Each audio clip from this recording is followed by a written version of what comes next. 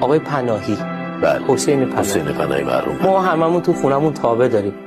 یه چیزی رو از مایتابه یهو به شما میگه، از تابه به شما میده، میگه که تابه جهیزمون یادت میاد، تابه جهیزمون یادت میاد، با وفاتر از تو، با وفاتر از تو، سوخت با آتش فقری که مرا میسوزان، ساخت با چربی و چرک 7 نیمرو، دستش آب شد و رنگش رفت.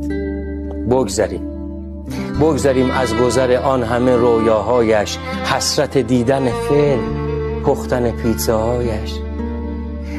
گاهی از سر بیتابی گریه می کرد، ولی تابانه آتش فقر مرا می بوسید، همزمان با دل من می پوسید. دل من تابه رویاها. آخه چطور ممکنه توی یه تابه اینا رو ببینی؟